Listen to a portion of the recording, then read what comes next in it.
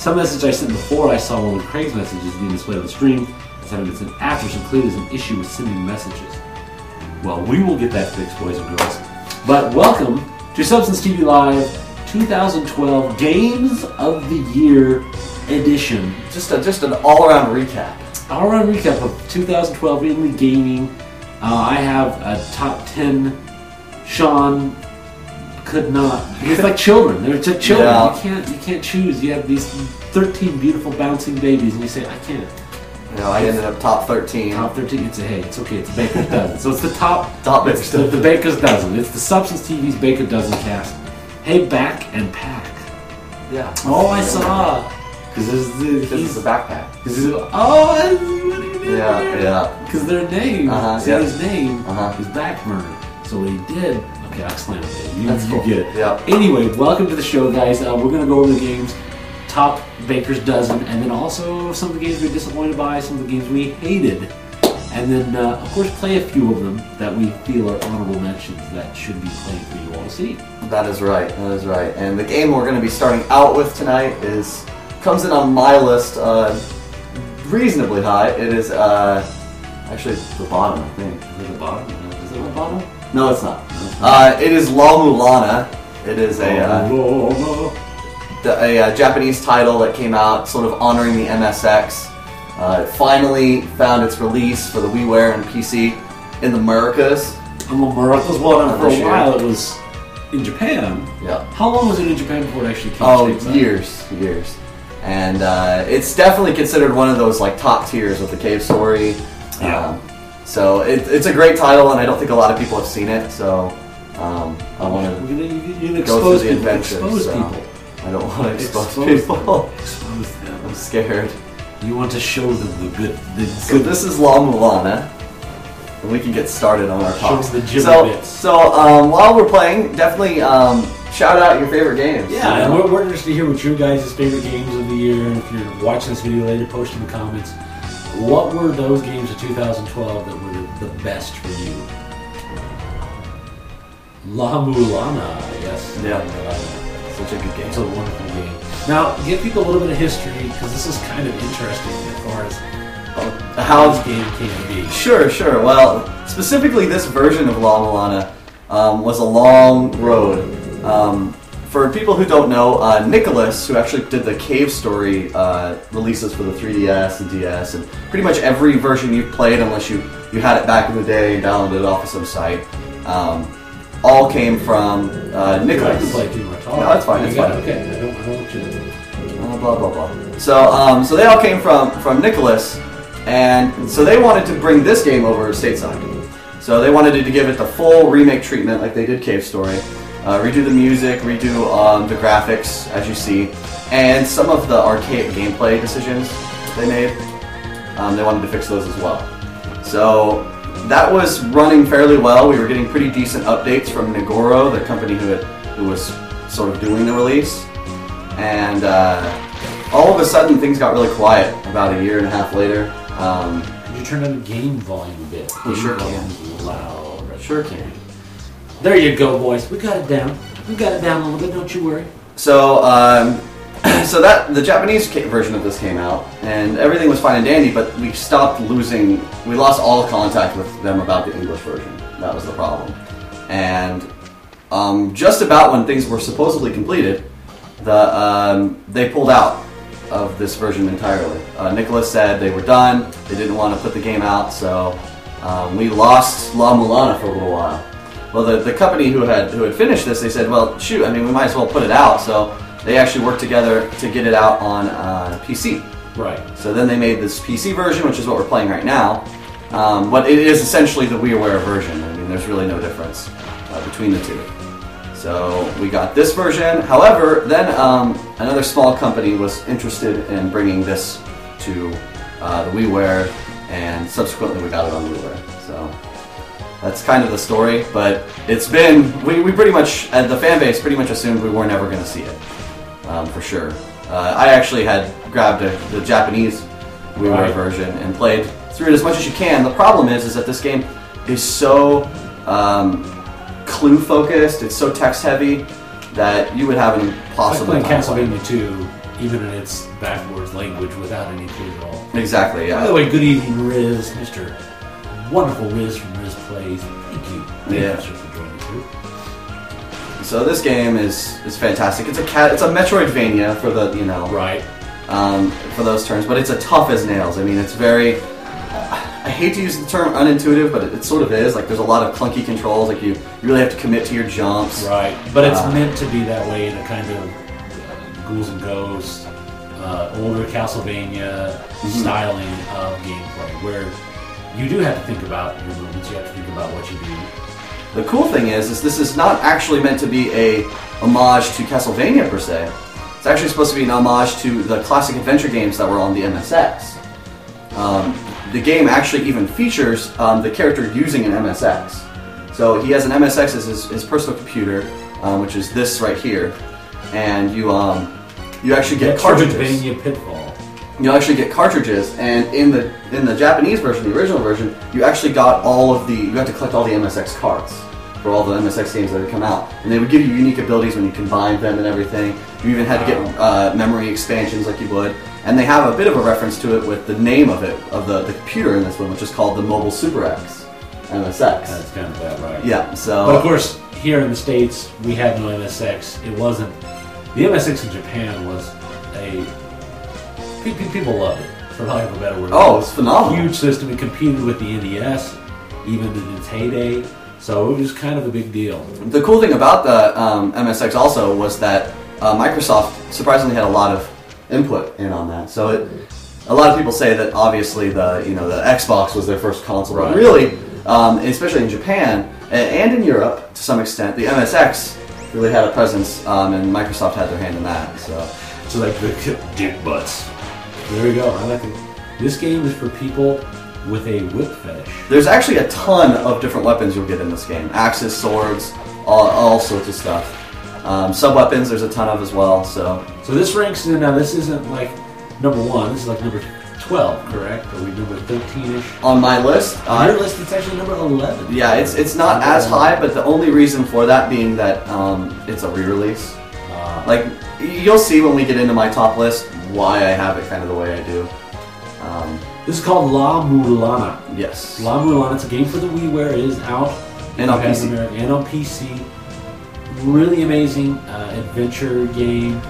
Again, the whip does bring in ideas of classic Castlevania styling, but as Shawn was talking about, it has a lot of adventure elements in it that bring it something beyond just a Castlevania.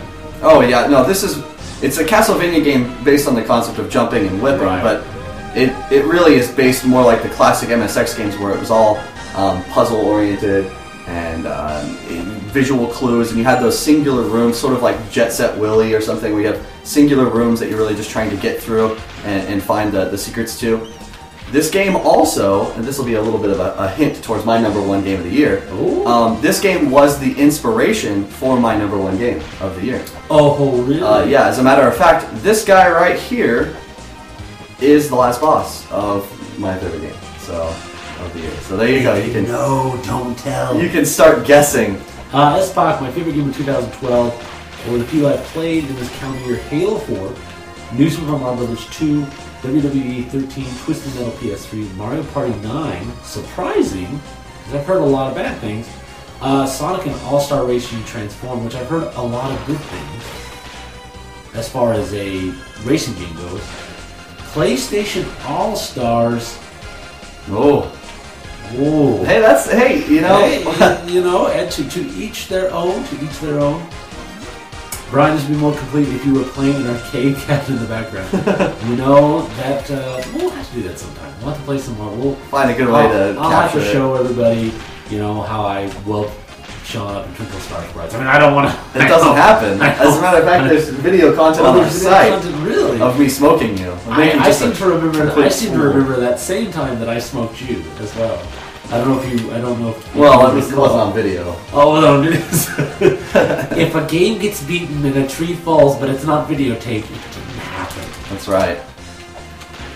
I think it's better than Smash Brothers. Wow. That is, different strokes. Those are some big words. I'd be interested to know why you think that. You might want to go ahead and get like a sandwich or something during our most disappointing games of 20. Yeah, you'll have to just wait here. And it's an angry sandwich. So La Mulania, that's your number 11. While he's talking and he's playing this, I'm going to talk about my number 10 game. Because I played by the rules, alright? Alright, man? We had rules, man. Well, we sort of have rules. 10, 13, yeah, I guess that's okay. One in your world, okay. No, my number 10 of this, let's see here. We ever played Project M. Project M.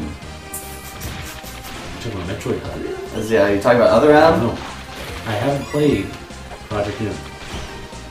If Nintendo could take anything from Battle Royale, it should be definitely free crossplay. Well, that's, hey, you know what? 3DS, sure, Wii U, that'd be awesome. My number 10 is going to be a game that my reason for liking is a little different. It is Zone of the Enders HD Collection.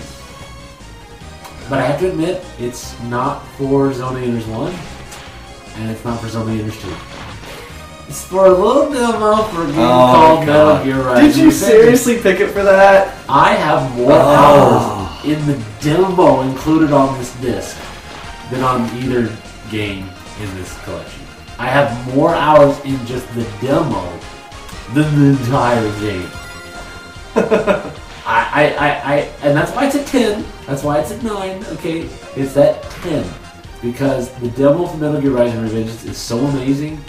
Just the demo itself deserves a place on the 2012 list, so that the full game, because it'll automatically get Game of the Year 2013. We didn't know that about it. We don't have to talk about that, okay? But it'll have a place in both years. So, number 10, Metal Gear Rising demo on Zone of the Enders HD Collection. Cool. Because Zone of the Enders, I mean, they're fun, and I like 2. 2 is much better than 1. But I you know, going back to it, playing it again, I was like, oh, that's cool. But I wasn't, like, enthralled to play through 2 again. It looks nice. I just got started in Metal Gear Solid 1, actually. The hind fight is stopping me. Hind D. Hell. How long does the demo go for?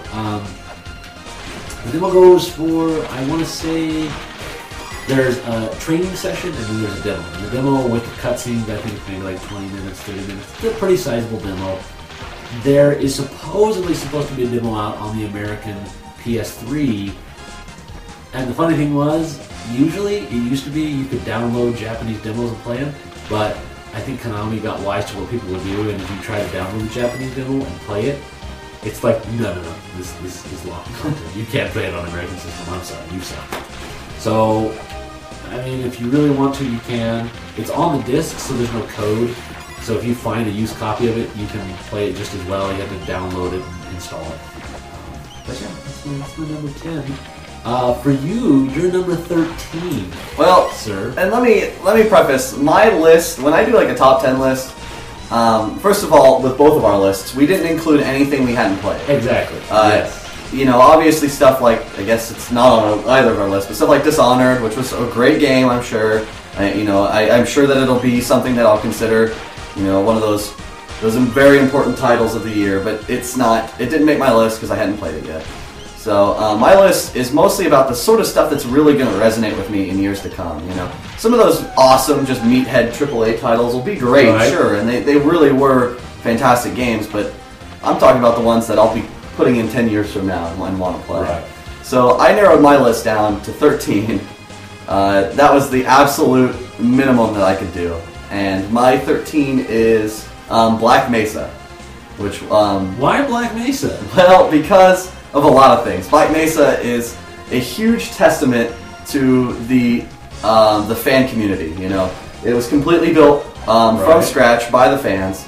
It's a full, I guess, remake or I don't know, upgrade of the original Half-Life game.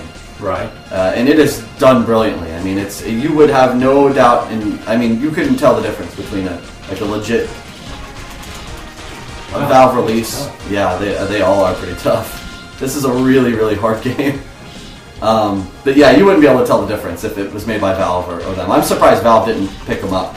afterwards. But it's great, and I think that it is the definitive way to play the original Half-Life, which is... Well, because now it's kind of like the original Metal Gear. It's gotten old. Its age has not been kind to it. It definitely, playing through it now, it's kind of... I have buddies of mine who love it and are going... It's antiquated. Yeah, it's antiquated. It's time to upgrade a little bit. I've been giving lots of thought. My game of 2012 is Jak and Daxter HD Collection. Cool. That's cool, hey, I got into the first Jak and Daxter. I don't know if I've told you this, but I beat the first Jak and Daxter, right? Mm-hmm. And before I beat it, I got all the golden, what are they? The little golden fairy things, I think they are. I got all of them. Because I just was really enamored with the game. I remember getting to the end, and the end completely... Do you know what the special ending to that game is? I do not. Okay, the whole time they're like, okay, you got these golden collectibles, every kind of Banjo-Kazooie. Power cells. Power cells, thank you. You got all the power cells. Collect all the power cells, and you get the special ending. I'm like, I'm going to collect all the power cells. So I collected all the power cells.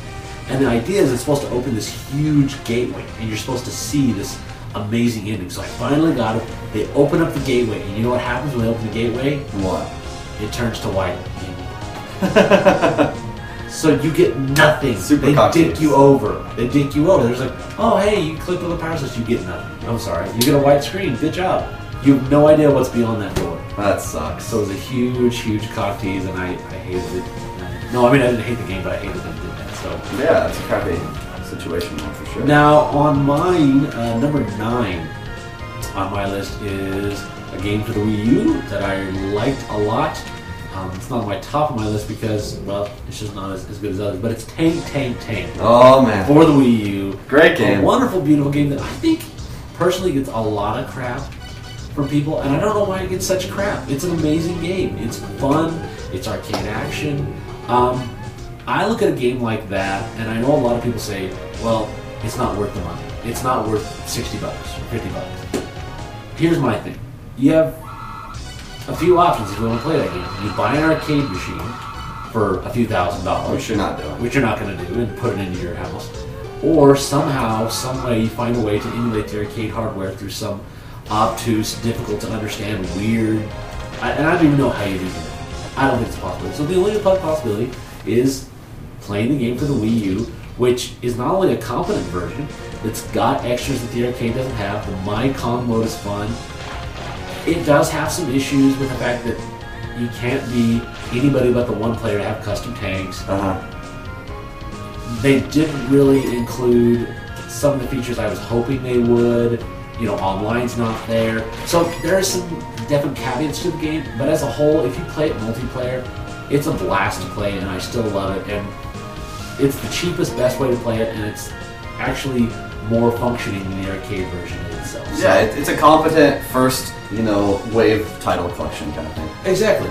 Is it worth if you have kids or friends nearby? That's true. I would say it's very much worth that. Yeah, it is a fun game. Again, you just have to have people that are playing couch co-op. If you wanted to do all the content, Alec, one of our part-time, yes, Substance TV Live comrade, has actually finished everything, and he said it took him about 30 hours to get all the content. There's a lot of stuff to unlock. And that's the other thing too, you have to go into it understanding it's an arcade. If you go into it expecting a Skyrim-like experience, then you're going to be disappointed. It's an arcade, so that's... Best PS Vita game of the year. I actually took a Vita game off of my list, just barely at the end, and that was... Last minute.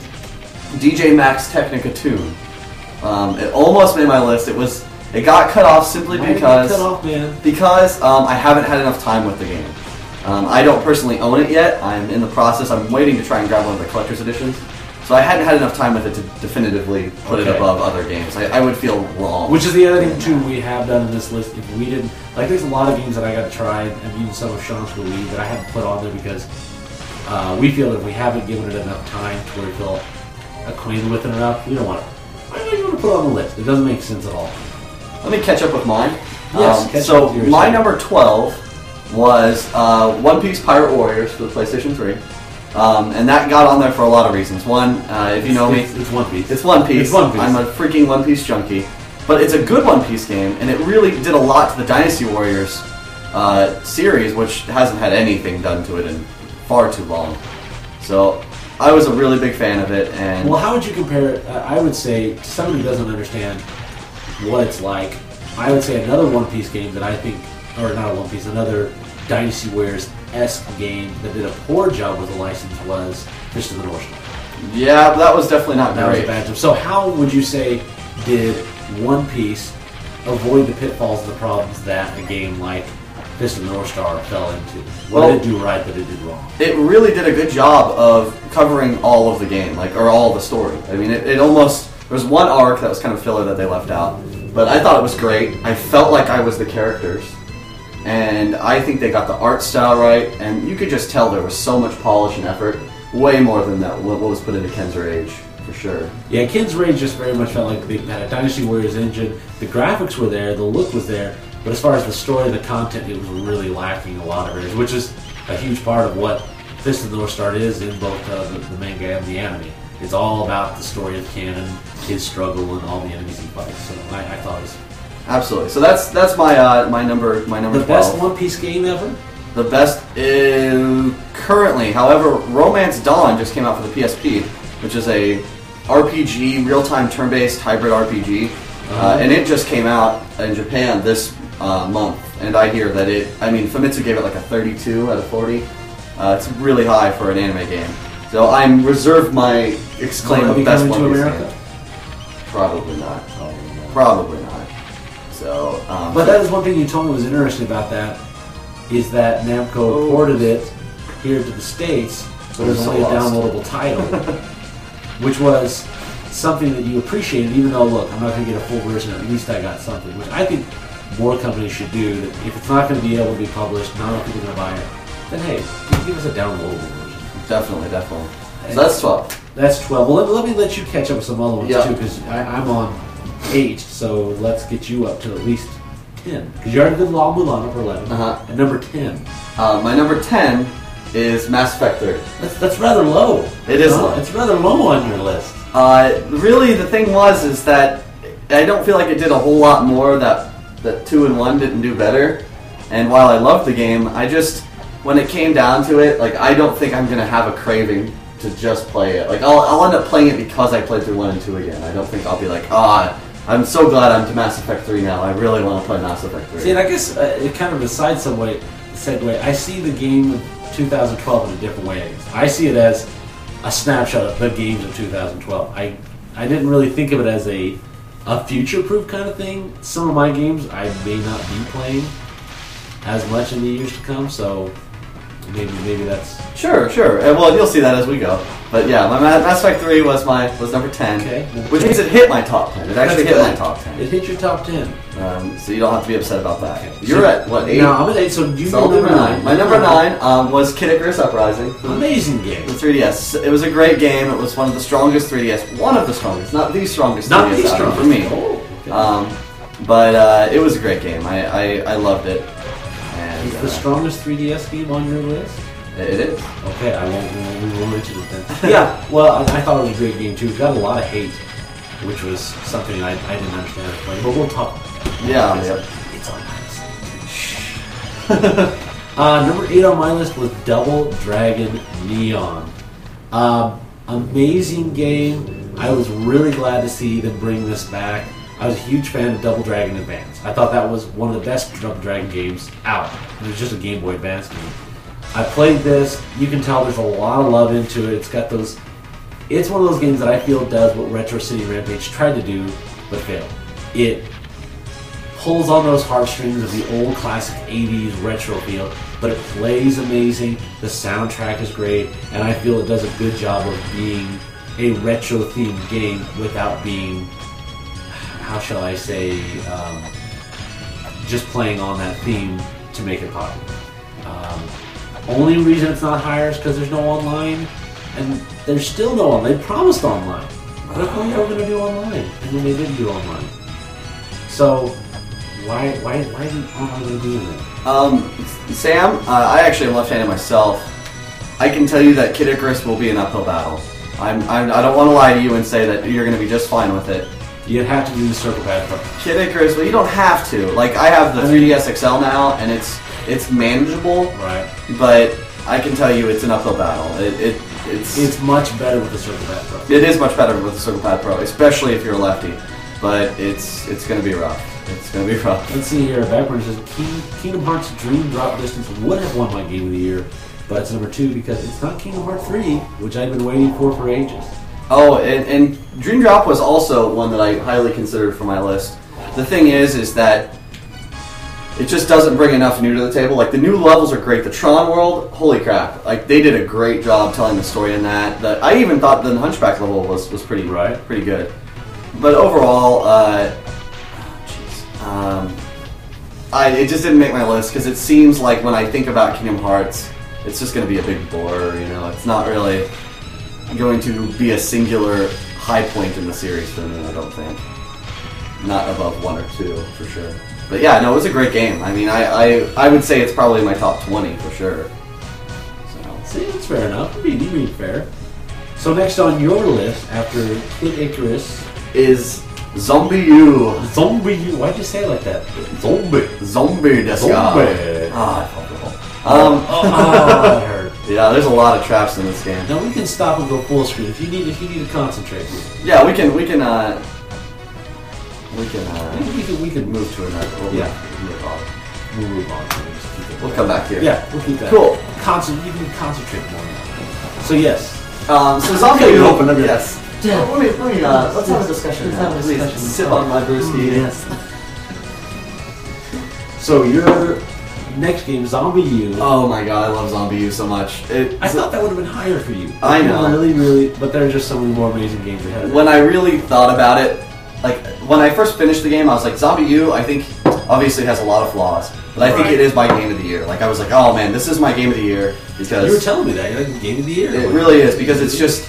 It did so many things right. It did enough things right that it really overshadows the very small things it did wrong.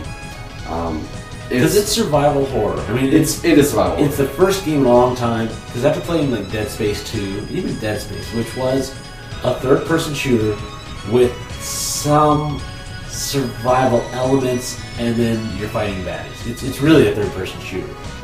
This brought back the idea of survival. Survival horror. The only other game that I ever used as like a 100% definition of survival horror was the original Clock Tower for the Super Famicom. That is the only other game that I can think of that would be a true definition of survival horror. Like every other one, it just surviving isn't as it's not surviving in the same sense. Like you would say surviving, like well, I didn't die, I don't want to die, so therefore I'm surviving.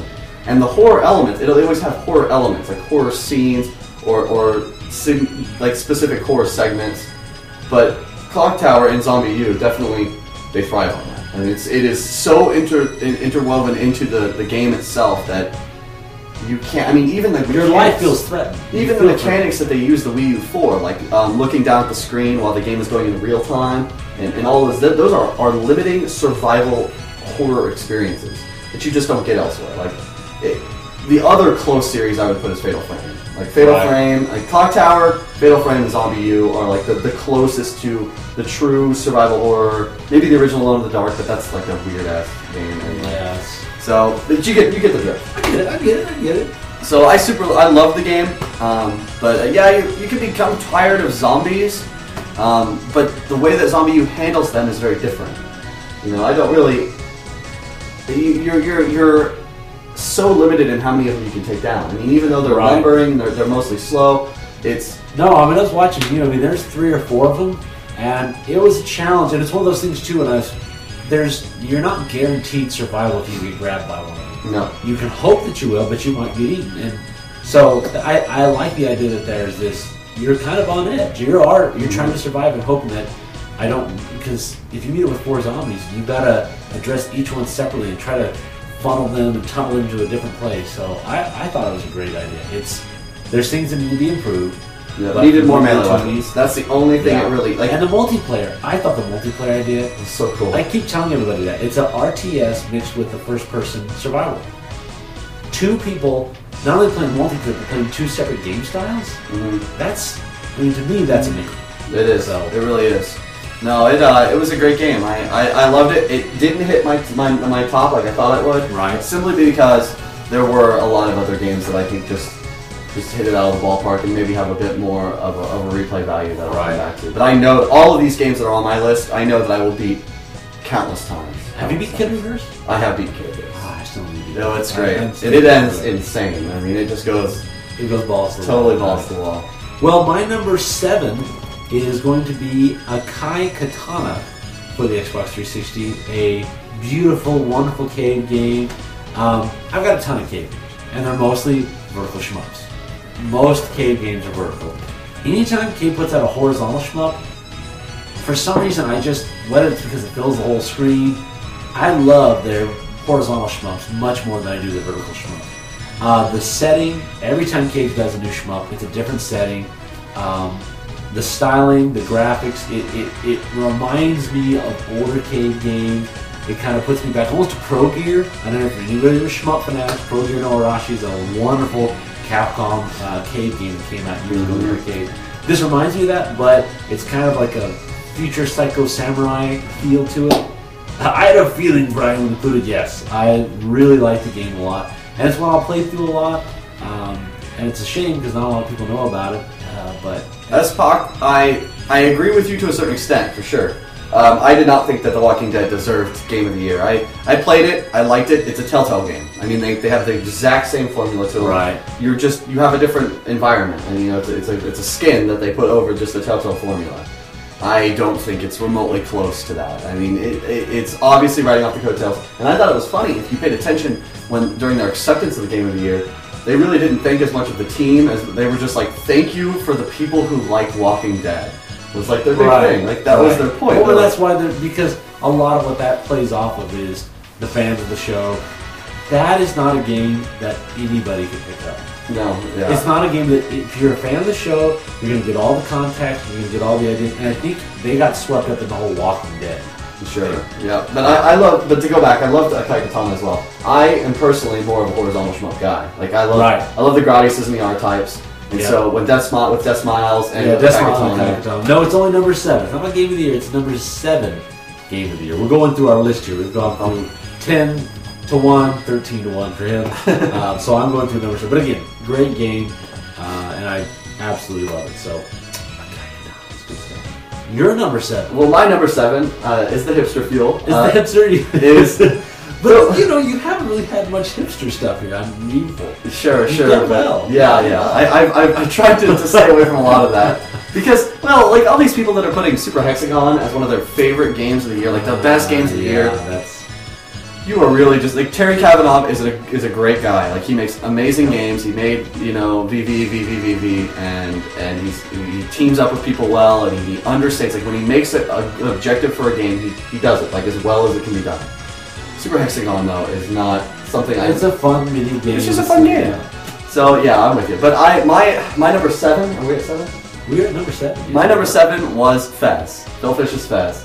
It's a great game. Phil Fish Fez. Phil Fish Fez. Phil Fish, a man who was under a lot of scrutiny. People decided that because he said that current Japanese games are crap, that evolved into he hates Japanese games, which evolved into he is a horrible racist. I love that. That's pretty good. That's the internet. You put a bunch of guys in a box and shake them up, and everyone's a racist. Exactly. I don't like Phil Fish. I'm a racist. But imagine all the things that we wouldn't be able to enjoy if we had to like the person as well. That created the thing. Like. Yeah, that's true. We have to sit down and scream them? Like, I'm sorry, I don't like Shadow Complex because of Orson Welles. Itagaki, he's kind of a tool sometimes. But you know what? I like the games he makes. So, yeah. No, Fez was awesome. It was a great, simple platformer with cool elements, but then, for the people who wanted to invest the time, it had an incredibly complex puzzle system. It was pretty much a second game. It really was. It was, you had to decipher this complex number and language system. See, I saw you playing a little bit, but I have actually never played the new Fez. It is... Give me a short rundown of what Fez is. Okay, so Fez, you are a little guy named Gomez, and you get the ability of a magic Fez that allows you to rotate your world. So your world ceases to be two-dimensional, becomes three-dimensional. Crush? Sort of, yeah. Okay. And because of how it rotates, a platform will become closer to you because of the aspect of it rotating. You have to pick up these fragments of your world that's been discarded, and it's causing like this huge temporal rift. You have to pick up all these cubes, and when doing so, you will put the world back together, basically. Okay. However, and for most people, that'll be the game. They won't get a whole lot further than that. However, there are, for the 32 cubes that are you're supposed to collect, there's also 32 anti-cubes. Those anti-cubes are incredibly difficult puzzles.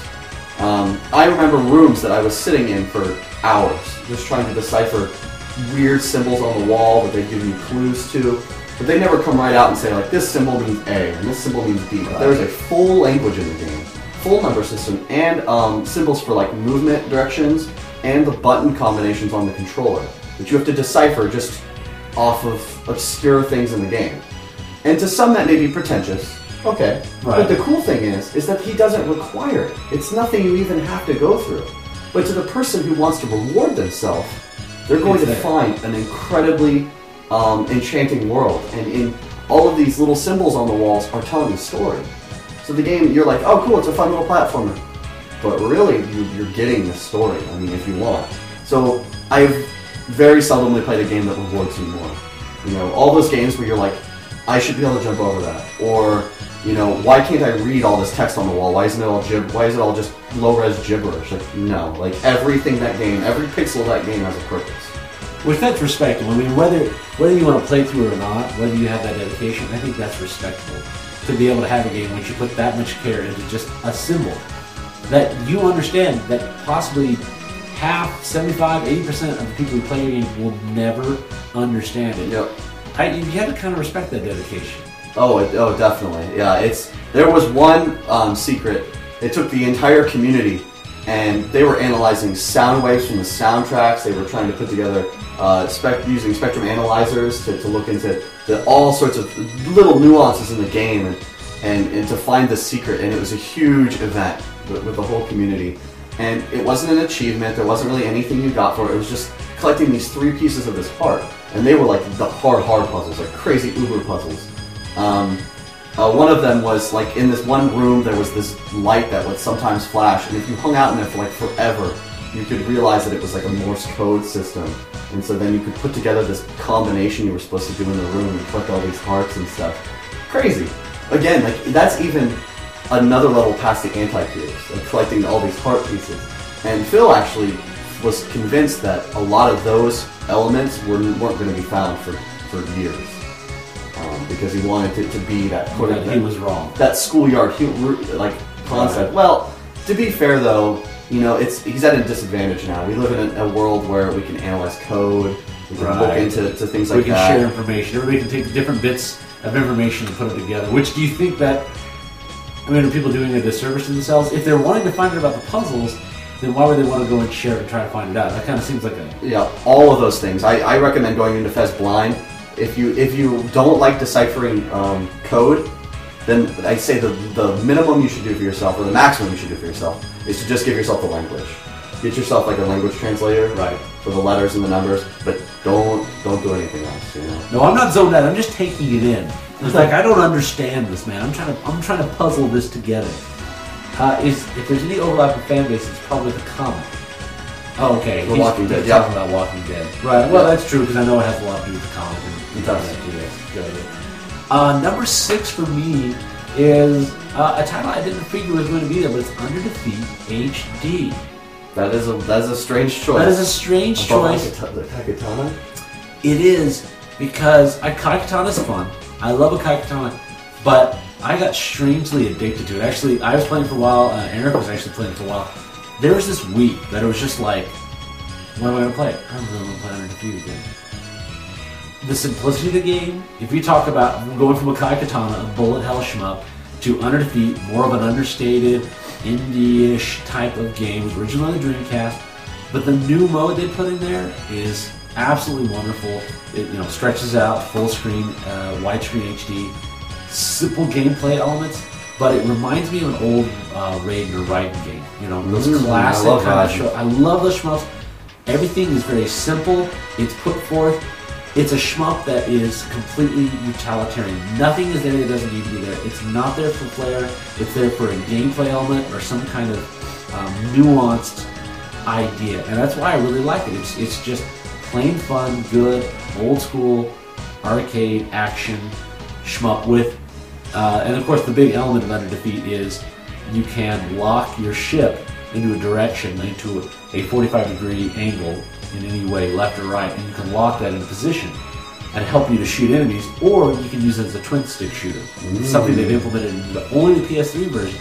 You can make it a twin-stick. So now your ship isn't just shooting this way, it's actually able to kind of go back and forth and pivot, which is it brings in an element that you wouldn't think is big, but it actually completely changes the idea of the game. So that's where I think, even though it's not a bullet hell, that idea of just pivoting completely changed the whole game up, and I really like it. That's awesome, yeah. Was Peace Walker HD? It was not this year. I had it on my list, and Eric was like, "Bro, that was last year." Because if it was, I would have had the Metal Gear Solid HD collection on this year, but no, it was last year. I was really hoping during the 360 arcade sale that Peace Walker would have dropped. I want to get it on the console. I understand that the PSP version, if you play it on the Vita, you get your twin stick, your dual analog, and sort of thing. But I want it to be on the console. And actually, you can play your game save from the PSP and the PS3 concurrently with one another, which I think is pretty cool. Yeah, very, very cool. What is it called? The cross something. Touch my cross. Touch my cross. Yeah, plus. You can make them mate. And break the rules, man. So you're number 6. Number 6 for me was XCOM Enemy Unknown. I have not played this, but I hear it is a beautiful return to form. It is. It's a remake of the original XCOM game. I would say even more just a reimagining. Okay. Because they've taken the concepts, which would be very archaic nowadays. I mean, classic PC games. That Sid Meier's sort of feel, it just would not work nowadays, I don't think, for like a broad audience. So they tried to make this sort of a broader appealing game, basically. Right. So there's two modes to XCOM. There's this strategy mode before you actually go into combat. You've probably seen the combat mode. Yeah, I've seen the combat. Okay, well there's a strategy mode where you actually are setting your troops, you're putting together their equipment setups. You can actually upgrade your parts. You can experiment and dissect the aliens, actually gain technologies. So you have this cool like board game element, okay? Which is a lot of fun. Alec has joined us. He snuck in like a ninja, like a little ninja. Where are you, crazy? Oh gosh, I just love it. He snuck in so much. Why don't you sit in between us? Why don't you be the stuffing? You be the stuffing. We're talking about our top games of the year. Yes, top games of 2012. He's talking about XCOM. I'm talking about XCOM Enemy Unknown. So there's the strategic board game element, but then you also have that combat element too. And they work so seamlessly that you can't have one without the other. It's transfarring. That's what it's called. Yeah. I remember it's a weird name. Transfarring. I like the part where it doesn't crash. Oh. So yes, XCOM. So it's a great game. Everybody should play XCOM, even if you're not into RTSs, if you're not into that sort of strategy game. It works great with a controller, which is amazing. I don't know how they could accomplish this sort of game on a controller. I just got a chance to mess with that for the first time last night, and it works really well. It's approachable. The difficulty levels are well defined. They work well, and the challenge is immense if you want it. I mean, this is a game on the hardest difficulty. I would put dollars to donuts. You're probably not going to win. You will not succeed at all on the hardest difficulty. At least you probably got to put in 50, 60 hours plus before you even get close to surviving on the hardest. It's balls to the wall. It's insane. It's completely balls insane. are on walls. But including the Iron Man mode, which you can enable, which you can't save. If you save, that's your save, and then the minute that you want to try and go back, you can't reload your saves. Wow. So there's no like save scumming or anything like that. If a man dies, he's permanently dead. That's it. You don't have him anymore. You gotta train back up from ground up. If they attack another country and there's too much of a terror level, they're gone. Like the game, you fail the game, you lose. It is a game you can put 100 hours into and then lose. Just lose. There's nothing you can do about it. You lost. So it's done. Yeah, it's almost like a roguelike in that sense. A roguelike strategy. Yeah, it's a great game. XCOM is awesome. I'm so glad it's been modernized. And while I still prefer the first one, it lets you go deeper into a lot of the aspects. Now, what's the best version of it? PC, 360, or does it really matter? I would say PC. Definitely the PC version, especially considering the fact that it still has full controller support, and with Steam Big Picture mode, you're not really missing out on the console experience. Right.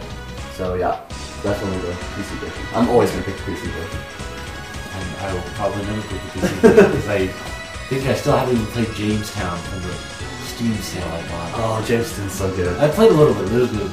Alec, welcome. Alec. We're almost to our top 5. So, almost to our so top while we 5. start talking, you think about your top Do you 5 have- if do you you can. have some- Or even just like a top 3. Top 3. And we'll Top bring 2. you in when we get there. Yeah. Okay? Because a lot of these people know what we're going to go for. They know you're going to pick the games that you play. Stupid. Metal Gear. Metal Gear. Like, and Metal Gear. His favorite game of the year is every Metal Gear. Yes. Sorry. Sorry. I spoiled the surprise for everybody. My number 4 is Dead or Alive 5. Oh. I was waiting for the laughs on that one. Yes, Dead or Alive 5, the 5th game of the series. I was... okay, Dead or Alive 4 came out with 360. Sucked balls. Sucked balls. The online sucked balls.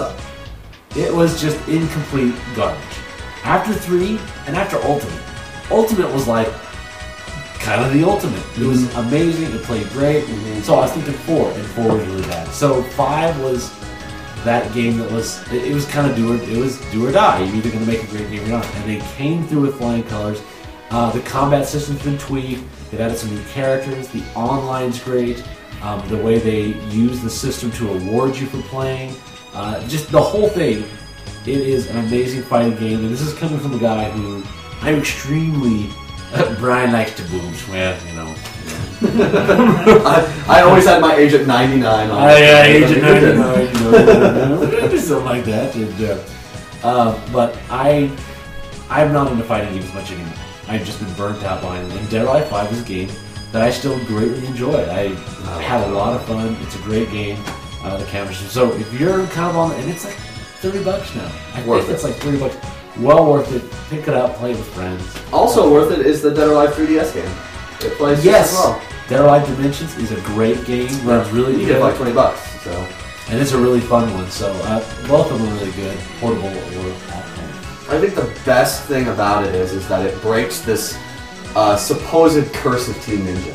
Yeah. You know, everybody was so upset with how Other M played. I liked Other M, but that's another story.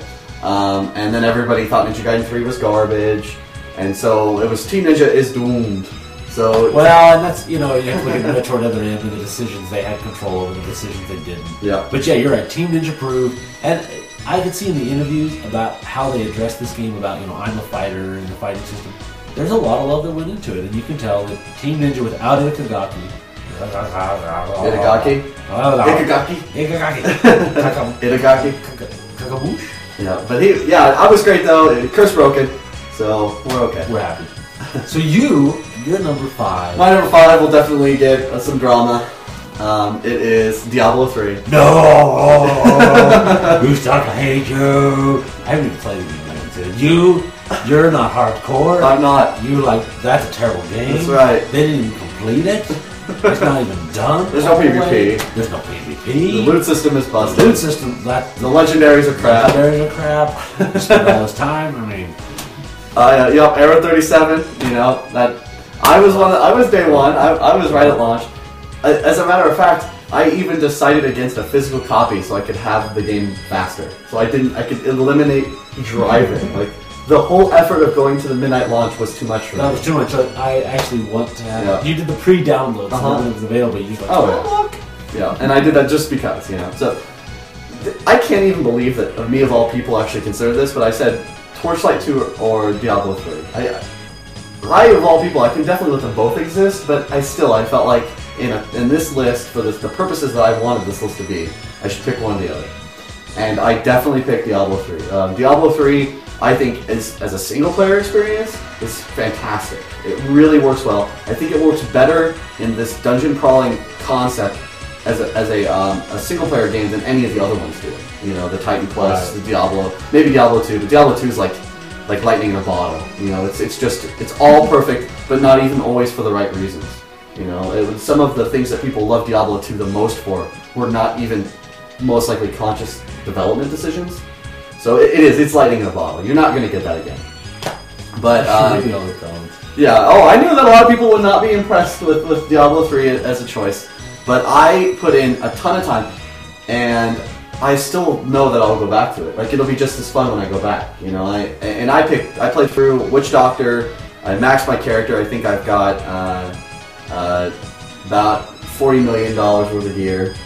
So do you think Diablo 3 was just cursed by the fact that it could never live up to the Diablo 3 never? I mean, I haven't even played the game. I haven't even played the game, and everything I read about it, I get the vibe that Diablo 3 was something for everybody in their own head, and the people that really hate it just said, this is what Diablo 3 was going to be. It wasn't that. I don't like it. Well, there was a couple decisions that they made a lot of experimental choices.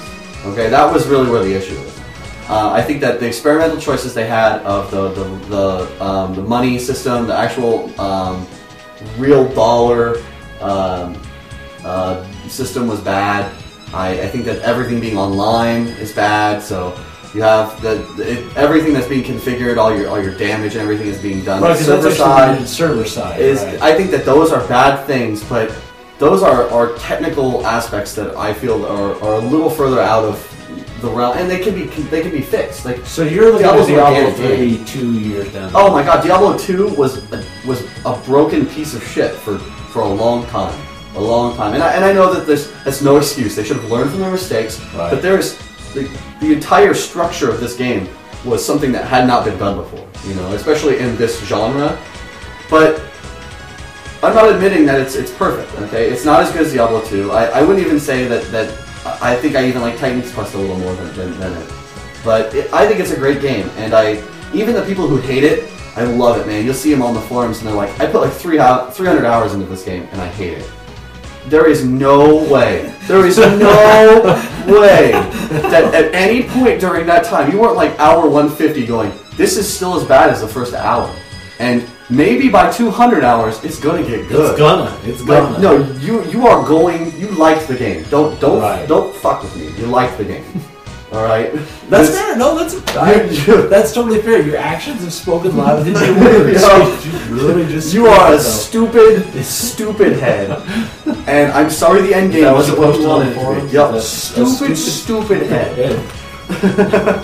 So it was a decent game, and it's going to be, or it very well could be, I put money on it, that it will be a great game. That's Blizzard. In the end. It's Blizzard. I mean, if you're banking on any company to update and make a game better, it's Blizzard. No doubt about it. My number 4 is going to be New Super Mario Bros. U for Wii U, which, if you were talking to me about a year ago, I would have never thought it would have been on a list, because after playing New Super Mario Bros. Wii U, or Wii, playing the DS version, playing all the iterations, I got kind of the sequelitis. Mm-hmm. It's the same thing, it's fun, it's great, but what are we going to do this time? This time, they took all the elements I love from Super Mario World and almost Mario Bros. 3 and kind of morphed them together in this game. We have a more free-flowing landscape. You're not just going left to right on a map for World 1. Go right, boss. World 2, right. It felt like Super Mario World. You can go around, go to different areas. It brought all the different Yoshis. We had new Yoshi characters. The 4-player was fun, and as Alec can attest to, the 5th-player Dick mode, which was invented. Yeah, Dick mode is great. Of putting platforms down, changed the game up. But yeah, I think it really succeeded. It's a great-looking game, and of course, playing on my gamepad.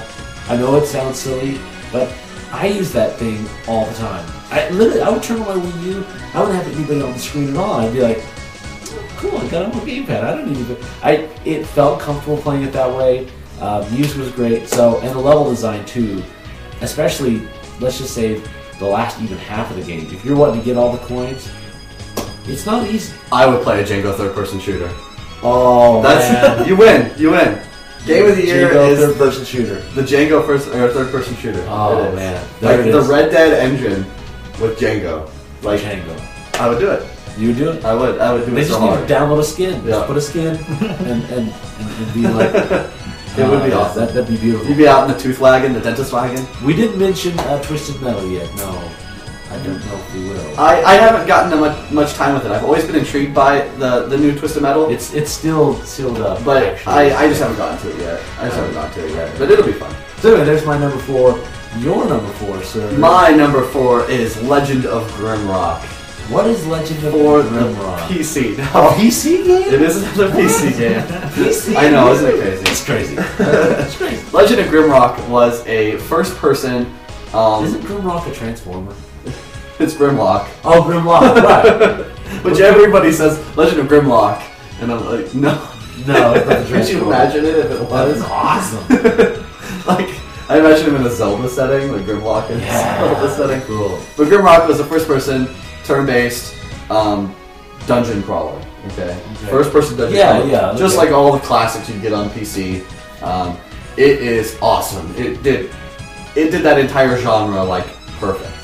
And I understand that my purpose of my list was to have these games I would come back to. You know, this was the games that 10 years from now I'm still going to be playing, and I'm going to love them as much as I did. And that is because it has an incredible user content system. They put out all the tools. It's very easy to build for, and the concept is so simplified but precise and well honed that user content should. I mean, obviously there'll be exceptions, but should be just as competent as the official game. So, Legend of Grimrock is fantastic. I almost said Grimlock. It's scary. Legend of Grimlock. Get it right, dang it. That fight with Megatron at the end was awesome. It was really good. I thought, they could have done better, but, it went all right. And now we're moving on to number 3. We're in the top 3. Our top 3 games. Our top 3. For me, number 3 is Kid Icarus Uprising. I had a little bit up higher. It's back, baby. It's up just a little bit higher. I know people hated this game. We did a video explaining the controls. I have about, I probably have 30 hours in the game and I haven't even beat it. Hal did an amazing job with this game with the tools they had. The 3DS, the control scheme, I will say is not perfect. But with what they had, there is no way they could have done better. Because it's in your hands. It's in your hand. Exactly.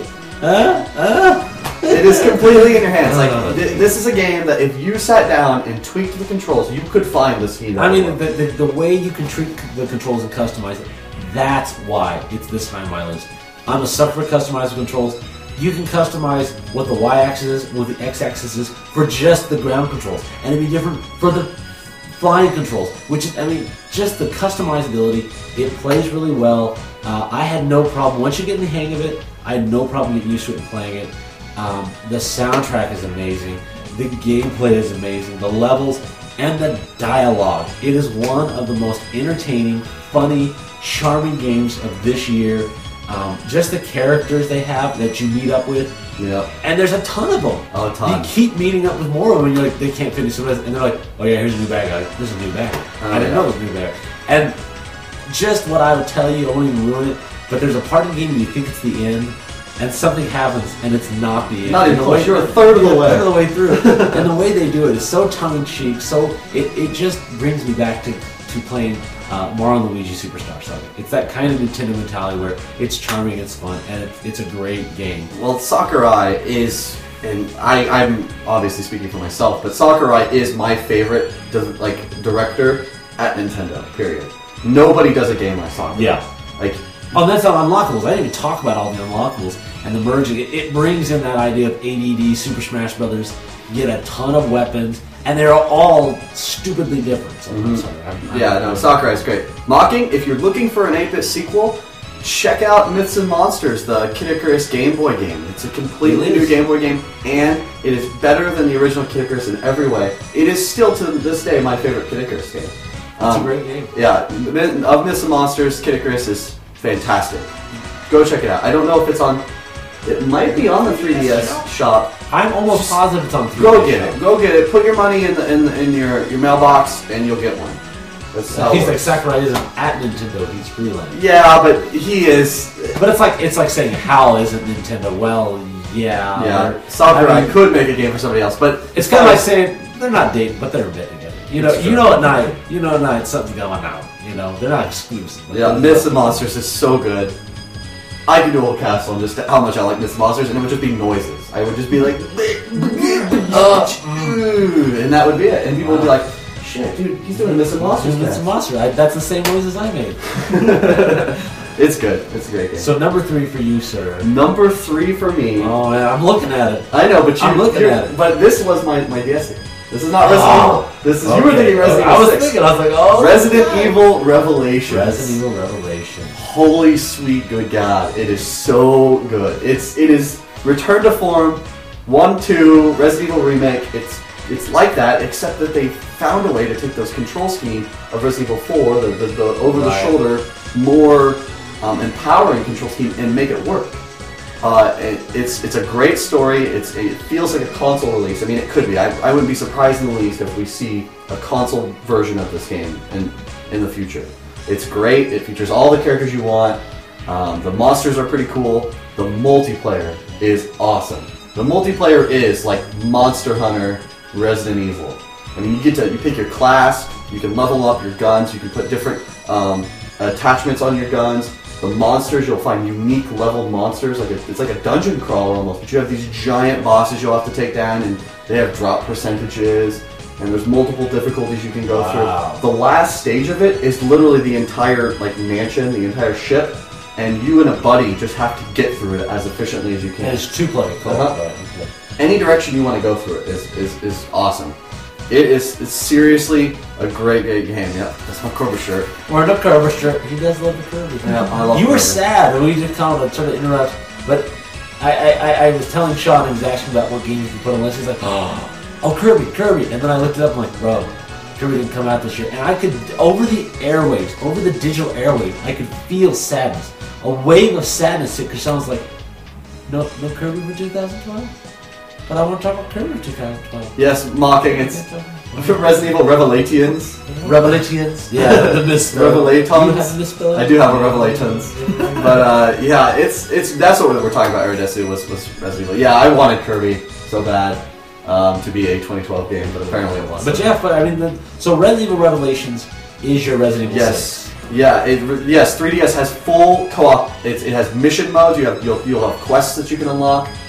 Spot passing actually gives you monsters that are named after the people that you spot pass, and they'll have unique abilities to them. Like maybe they're larger and they're faster, and they have a different sort of fire damage or something. You can even put different skills on your characters, and each character you unlock and each costume you unlock for those characters have different proficiencies to certain weapons and certain abilities.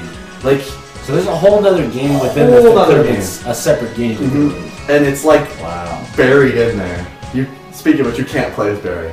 Sorry, no Barry in there.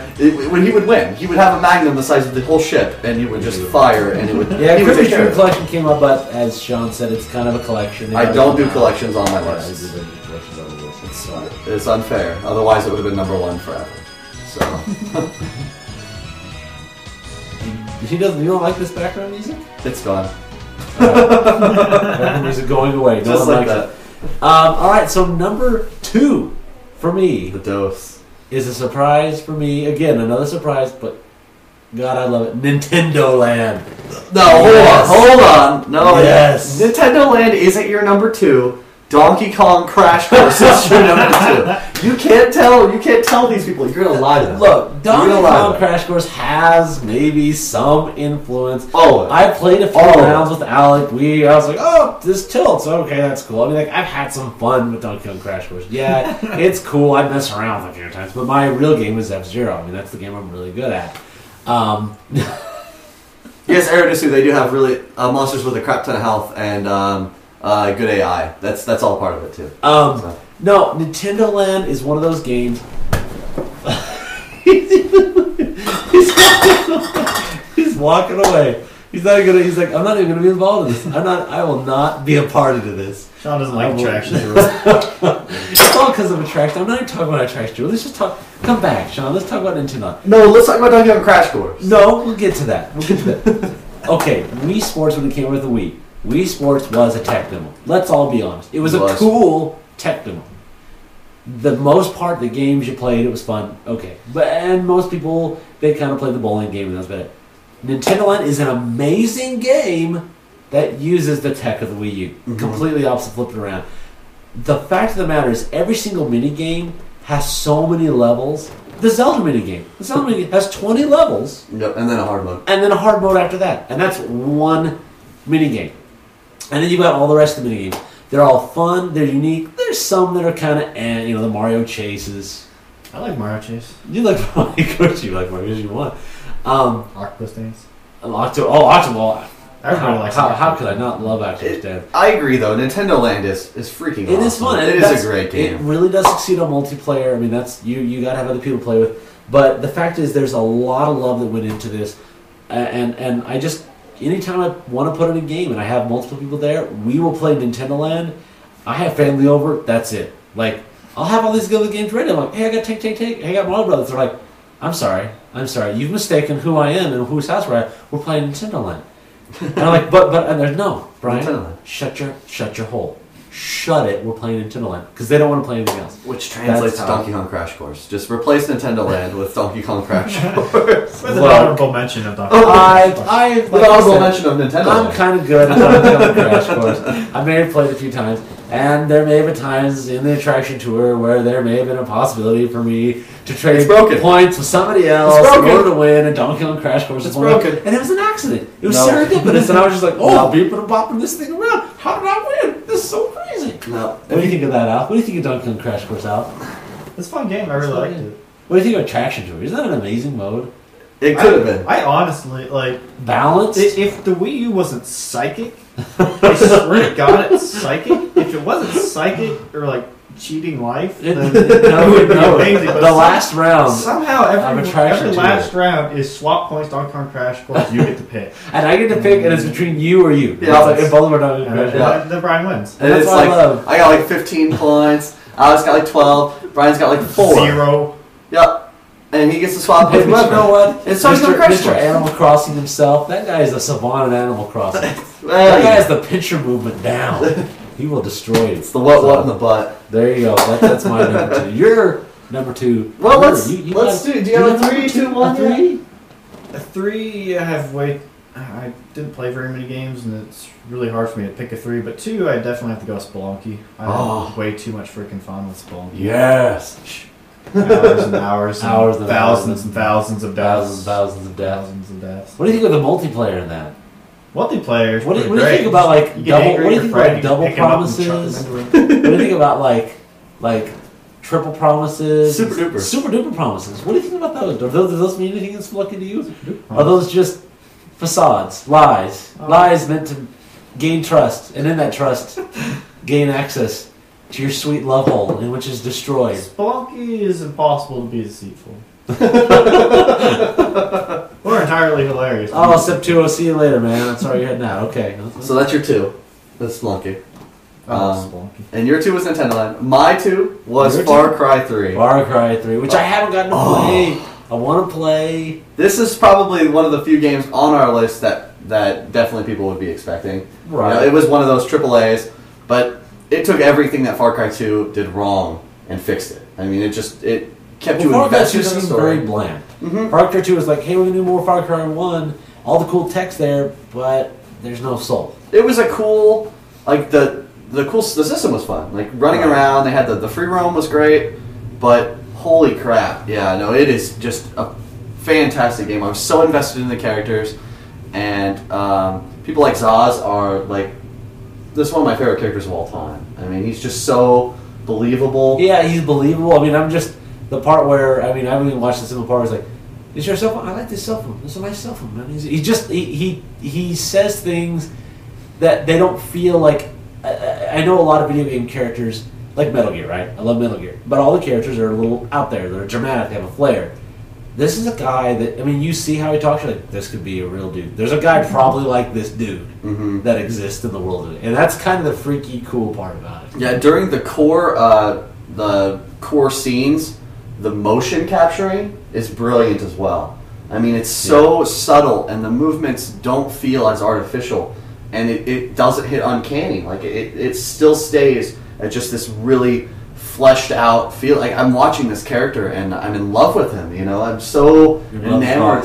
I'm so enamored by how he just moves and how he talks and the inflection on his voice. See, that's why I love motion capture, because we talk about communication, they say what 60% of communication is body language, Mhm. and motion capture completes that. And when I watch him walking around and the way his mannerisms and his face, it's just like that is his communication past his vocalizations, and I think that's what really, like you said, fleshed him out as a character. Yeah, Voss is brilliant. I love him. Also, for a little fun fact, I'll have to get the phone number, but during the scene where he's talking about how this is a nice cell phone, it actually flashes a real phone number. And you can call the number and you get Voss's answering machine. I don't want to ruin it, but you get a special answering machine, a voicemail message from Voss. It's really awesome. We'll get the number out somehow. I don't obviously have it off the top of my head, Right.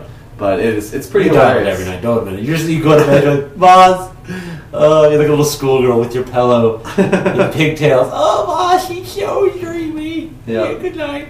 But if you do it though, he gives you the coordinates to a special scene and an achievement. So if you That's pretty cool. so That's kind of like a very old school mentality when they used to do the whole call up this special line. But in 10 years, it's probably like a porn line. it'll be a porn line. Yeah, it will. It'll be like the Who Framed Roger Rabbit. Yeah, porn line, exactly. which is a porn It's line. just a porn line. So How that was young number we were. 2. Number dos. So number 1 for me, the number 1 game of the year. Donkey Kong Crash Course. Besides Donkey Kong Country, that's okay. That's 0. Okay, that's number 0 above 1. I rated games a little differently than Shawn. I'm talking about like just the games this year. I may never play them again, but games this year. Mass Effect 3. Mass Effect 3 was my number 1 game. Okay, look, I can talk about everything I love, but that would go on forever. I'm going to talk about all the drama and the hate. I love stories in games. I love Metal Gear. I love the Metal Gear series. I love stories in Mass Effect and the Mass Effect games. But guys, seriously, stop taking this so seriously. It's a game. It's a story. It's like when I went to watch Django Unchained, okay? If I went into that movie with the mentality that I went to watch a movie like War and Peace or Schindler's List, okay, I would have been coming in with the wrong expectations. The ending of Mass Effect 3, I played it, and I remember when I beat it, I didn't even have a problem with the ending. I remember going through the ending, and I didn't remember having an issue. And then I went on the internet, and the internet was like, hey, I just want to let you know I have a problem with this. And I was like, internet, what happened? I didn't know. I just wanted to tell you. You're wrong. Well, I'm not wrong. Well, there's a problem with this game. So before I went to the internet and consulting it, I was just fine. And the multiplayer was fun. I still play through the multiplayer from time to time. I think they made a great idea, turned it into something better by not just shoehorning a multiplayer in. It really felt fully fleshed out. Oh, There's the Oh, boss. there's- thank you for reminding me. Number 3, Dust and Elysian Tale was an amazing game. It was a good game. I totally was. forgot about that. It was That game Muramasa. rocked. It was Muramasa. It was Muramasa. It was Furry I have to play Muramasa. Muramasa again. and Furamasa? Furamasa. Furamasa. Yeah, Dust was great. It was a great. I mean, there's a ton of downloadable titles I think are great, but for the confines of my list, I don't think that I'll go back to Dust like 15 years from now and be Right. like, this was a defining moment in games. So anyway, Mass Effect 1 for me. Mass Effect 3 is the number 1 game. And it was fun, and I want to go through it again and play some more multiplayer. So, Let's do it. number Nice, number 1. one. What's your number 1, Alec? My number 1 was Ragnarok Odyssey. Oh, PS Vita. Ragnarok was Still enjoying that? Oh yeah, Yeah. still plugging away in it. It's Monster Hunter. I mean, it's slightly less customization than Monster Hunter. Until but it's Monster Hunter 3 Ultimate comes out for the 3DS and the Wii U. It's a really nice. It fills that hole, The Monster the Hunter void, hole. the Monster Hunter void. in Do you your still soul. play Try? We played a lot. We got back into Try again for a while, and we got pretty far. How But far did you get? we had taken down just about everybody. We were all into the other colored guys. I don't remember Right. what our rank was, I have but to get into that again. we played a lot. Talk Well, about that. March we have the 3DS and Wii U versions, Oh, that's true. which is all the trimmings and the good stuff. Okay, So I'll buy. get into that. I'm gonna buy a Wii U and a 3DS copy. We'll go. I rediscovered Super Turrican this year. Best game I played in 2012. Super Turrican was good. How does it compare to Super Turrican 2, though? Oh, or Mega Turrican. Or Mega Turrican? I like Mega Turrican. Okay. So. Well, last Metal Gear cutscene, I had rocket hands with flamethrowers and high schoolers piloting mechs in their underwear while Crazy J-Pop was playing, and you have to beat the Metal Gear with smoke grenades and a banana. There you go. Makes perfect. When you said Metal Gear, I was like, doesn't sound out of the ordinary to me. Sounds perfectly fine. Yeah. So, Shawn, My number one, your number 1, easily, easily. and probably in my top 10 games of all time. All time. Absolutely. Is Spelunky. Oh my god. Dick your friends over. Spelunky is... It is literally like if they were to sit down and make a list of the things that I want in a game. Sean, they're like, all right, we're going to make a game for Sean. What is it going to be? It's going to be like super tight controls, completely logical gameplay. Everything reacts the exact same way, and it is a skill-based game, purely skill-based.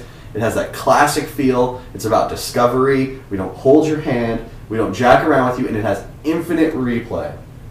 It's Spelunky. I mean, Spelunky is so perfect, spot on. I mean, I've put in maybe 100 hours into the game this year, and it is. I could play it forever. I mean, I could play Spelunky forever. And the original PC version, but they found a way to make it even better, like way better. I mean, they blew my expectations completely out of the water. With the 360 version. With the 360 version. Which is unusual. A PC version here soon for it. The Derek Yu is putting the PC version out. But seriously, the reason Journey did not make the list is because I am getting ready to start Journey. I have not played it yet. We're not trying to put this list together of games that we didn't play. I don't want to tell you what the list probably should be or what other people tell me it is. I want to tell you the games I played and what they rank. Now, we may do a revision, and we probably possibly, will, yeah, of games where we add those kind of things in. Obviously, Journey is going to be a fantastic game, but I'm not. I mean, who's gonna? I don't want to make that. I just felt that it was missing Steve Perry. You know what I mean? I know it's not the band, but I was like, look, if you're gonna use Journey, can at least be a guy with some like cool spike feathered mullet. Like, why can't you know? I can say fist pumping. One day, love will find you. I've completed the soundtrack, and it is one of the best soundtracks of the year. Unfortunately, it's not better than Spelunky. Spelunky's soundtrack. We can just keep talking about this. We could keep talking about how good Spelunky is. Now, what do you feel Spelunky's aspect in the multiplayer is, as far as helping one another and working together? That's cool, man. You can res. Yeah, you can res. I hear you can res people. You can res people, which is nice. What do you feel about like the multiplayer aspect of telling people to go into certain areas that are good for them, but then actually finding out they're not? It's discovery. It's discovery. Yeah, check this out. It's really fun discovery. That is the definition of classic, true blue, honest gameplay. I mean, that multiplayer experience is exactly what we go for. You know, when we sit down and play, classic games. That's what we're looking for. It's rowdy. It's you want to push your friends and master on their controllers, and you're telling each other secrets and like strategies that you've come up with. It is like playground gaming at its best. Spelunky is perfect. So see that's like Grammy bitches. Journey has a Grammy. Where's Spelunky's Grammy? Well, it's true. And I would never say that he doesn't deserve it. I mean, his soundtrack, which. He also composed the Monaco soundtrack, which would have been my game of the year, but I can't put a beta game. You can't put a game of the game? That will be another game that is in my top 10 ever, period. But yeah, it's now Spelunky. Seriously, if you have not played any of these games on our list, I know this is probably not what you were expecting in our top lists, but challenge yourself to try these out. I think you're going to like them all. Check them out, and I would even encourage you, even though Mass Effect is number one on my list, I would encourage you to check out Spelunky before you check out Mass Effect 3. Mass Effect 3 is a great game. It's one, though, I would say you want to experience the other games beforehand, and also Spelunky is a really easy game to pick up, much cheaper, easier to get access to, whereas Mass Effect 3, the bar of entry is a little bit higher. So if there's something you just want to get into real quick, I barely got into Spelunky, and I really enjoyed it. And it's hard to sell. And that's something I want to see. That's something I want to try some more of, too, is Spelunky, and to get a little more into it. Such a hard game. It is a really hard game. Him and I, between the two of us, probably have at the very least 150 hours. And we have not even gotten to the true end of the game. God. We've gotten to the credits. Not the true ending. I have glimpsed the final world. I glimpsed it for like a mere minute, and then I died. So there's a whole extra chunk there that I have never even experienced. Oh, man. And that's awesome. Beautiful. 5-10 years from now, I might finally... Metal Gear Rising Demo was my number one. Hey, it was my number 10. Metal Gear Rising Demo on the Sony HD collection, which is why I got it on my list, was my number 10. And if it would have been like a 2-level demo, it would have been like number 5. 3-level demo, number 1. What if it was like a Metal Gear Crash Course, and you had to move, riding through and cut people It would have been number 1 forever for the decade. The decade would have just been like 2010 to no, forget it. Metal Gear Crash Crash Course with a little head of Raiden on there, and every time you hit a berry, you would slice it open with the sword. That'd be awesome. I would, and then he would pull the spine out. And, forget it. Just get ragging spine. It wins. So what are we going to talk about? Our disappointments. Well, right before that, one thing I would like to talk about. What would you like to talk about? While we're on the high notes, Let's talk about sex, baby. Let's talk about. I'm sorry. are the games that you would expect to be in these lists that you haven't quite gotten to yet. Yes. That you want to play. Far Cry 3 would be a big one for me because it's the more I got. I actually was not interested in Far Cry 3, and then I got to see it at PAX, and then I got to see you play it. And again, love Metal Gear. The way there's different ways you can play it. You can go with the guns blazing, but the way you can play it sneaking around is so freaking cool. I want to play that game. I played the whole thing, sniper rifle and bow and arrow. I mean it just feels like it feels like a mix between Metal Gear and Rambo, because you can set up these elaborate traps and different kind of choke points to kill people, and it just all the ways you can do it. I really want to check that out. Twisted Metal is a game I have at home. I haven't even unwrapped it. I really want to play it. I know there's a lot of issues with it, and people said for better or worse. I want to try it out for myself. And then Soul Calibur 5, I don't think I will be in love with it, but I'd still like to play it because I like Soul Calibur, but I still am probably going to be like, to it. But what about you? My two that are queued up and ready to go is I will be starting Sleeping Dogs tomorrow. Which I heard Brandon Brandon loved the hell out of it. I mean, that would be in his top. It might even be his number one. I'm getting ready to start that. I'm really excited to. And then I'm really excited for Darksiders 2. I really want to get into Darksiders 2. That's fine. Darksiders. So those are definitely my two that I want Lollipop to jump into. Chainsaw. Oh my god, I need to get through that too. Lollipop Chainsaw was I fantastic. need to get through the Lollipop Chainsaw, yeah. But I think I would still rather play No More Heroes 2 than Lollipop Chainsaw. Lollipop Chainsaw had just too many bugs. It was a really buggy game. Really? I would not put No More Heroes 2. I love No More Heroes 2. It's See, just, I think No More Heroes 2 is more flawed than Shadows of the Dam and the Lollipop Chainsaw. okay. Personally. That's just me. Just me. So, but those are the ones that I want to play. Is there anything you want to play from this year? What do you want to play? You haven't got to play it? it? I've barely played anything this year. It's true. There's a lot of things I want to play. I want to play everything. Okay, everything. Alec wants to play everything. Yeah. So, Top 3 disappointments. Top 3 disappointments. We'll just go like this. Back and forth. I know my number one going to be. I know what my number one's going to be. One of them would have to be, and I'm going to say it even though I wasn't even pumped up for it, PlayStation All-Stars. Oh, no, I agree. I agree. I wasn't expecting greatness. I'm not going to say I was expecting greatness. But even that, it's like going into Mickey D's, like, it's not going to be a 5-star meal. And you're going to, give me your best. And I'm like, all right, we found this turd on the side of the road. We grilled it up, put a little mustard on it. There's the mayo and a little lettuce. You're like, wow, that is less than I was expecting from a median standpoint. I mean, the bottom line is I am not trying to hate on it. I know it's a popular thing, but we played quite a bit of it. We played it on cast, played it with each other. It really, really feels like there is no soul. Past what everybody will say about it, the gameplay, what it does, Smash Brothers does, there is no soul in this game. There's no love in the game. That's what Smash Brothers has. It's got some fun to it, but... It does have some fun, but the soul to it. Just the love and the purpose and the design and everything that Smash Brothers breeds, love. Sony breeds, hey, we just needed to get this out. Let's put it out here. We'll put the characters in there.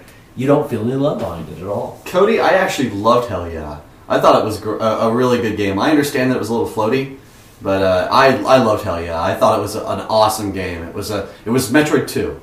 I mean, it was the entire concept of Metroid 2. Where you have to kill so many Metroids in an area before you move on to the next, and it's got this free from. Yeah, it's great. But this is Sony Smash Brothers. I think it failed even by my definition because, like when you look at Smash Brothers, each Smash Brothers game has its own charms. Like there's a reason to play them. Well, there are people Melee who for the have pros. debates. You have debates. You have Melee and the Brawl. 64 for the classic like nostalgia feel, and Brawl is great. Is better as a party brawler, like just flat out. I think that any effort that they would make after this, improving all of the flaws, and they can improve them. Like, the flaws are apparent, so that's good. Like, those are the easiest kind of fix.